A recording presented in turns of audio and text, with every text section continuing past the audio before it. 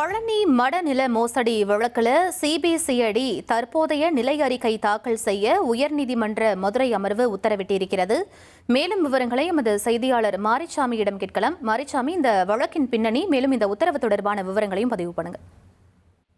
பழனி தண்டபாணி மட நில மோசடி விவகாரம் தொடர்பான வழக்கு விசாரணை இன்று உயர்நீதிமன்ற மதுரை அமர்வில் வந்தது. சிபிஐ விசாரணைக்கு மாற்ற கோரி தாக்கல் செய்யப்பட்ட வழக்குகள். இந்த வழக்குகளின் விசாரணையில் முடிவில் வழக்கின் நிலை குறித்து சிபிசிஐடி, தற்போது அந்த வழக்குகள் சிபிசிஐடி வசம் இருக்கிறது. ஆகவே சிபிசிஐடி தனது நிலை அறிக்கையை, விசாரணை எந்த நிலையில் இருக்கிறது என்பதற்கான நிலை அறிக்கையை தாக்கல் செய்ய வேண்டும் என உயர்நீதிமன்ற மதுரை அமர்வு உத்தரவு பிறப்பித்திருக்கிறது.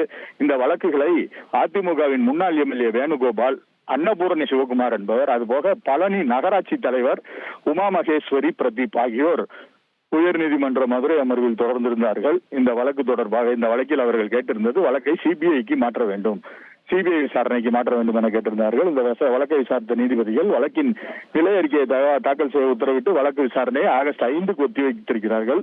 விசாரணையின் போது சில சுவாரஸ்ய தகவல்கள் கிடைத்திருக்கிறது.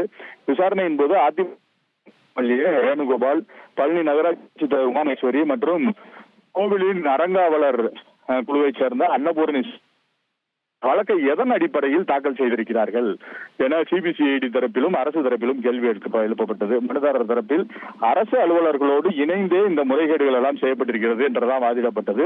அரசு தரப்பில் விவாதத்திற்கு, அதாவது விசாரணைக்கு முன்பாக மனுதாரர்கள் இவ்வாறு வழக்கு தொடர்வதற்கான தகுதியை உறுதி செய்ய வேண்டும், முதலில் தகுதியை உறுதி செய்யுங்கள், பழனி மடத்தின் அறங்காவலர் தன்னை அடையாளப்படுத்திக் கொள்ளும் ஒருவர் இதில் வழக்கு பதிவு செய்திருக்கிறார், ஆனால் அவர் அறங்காவலர் குழுவை சேர்ந்தவர் என்று அவர்கள் கேள்வி எழுப்பினார்கள். கோவில் நிர்வாகம் தரப்பில் அவரை தங்களை இந்த வழக்கில் எதிர்மனுதாரராக சேர்க்கவில்லை. அன்னபூரணி சிவகுமார் மடத்தின் அறங்காவலர் அல்ல, அவர் கோவிலின் அறங்காவலர் குழுவில் ஒருவராக இருக்கிறார் என்று அவர்கள் பதிலை கூறினார்கள். அதையடுத்து நீதிபதிகள் தற்போது வழக்கு விசாரணை என்ன நிலையில் இருக்கிறது என்பதை முதலில் பார்த்துக் கொள்வோம், அறிக்கையை தாக்கல் செய்யுங்கள் என கூறி வழக்கு விசாரணை ஆகஸ்ட் 5ஆம் தேதிக்கு ஒத்திவைத்திருக்கிறார்கள். இனி செல்லும் இடமெல்லாம் செய்தி.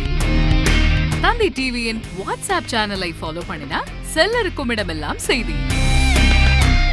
இதோ QR கோட், இப்பவே ஸ்கேன் பண்ணுங்க, ஃபாலோ பண்ணுங்க.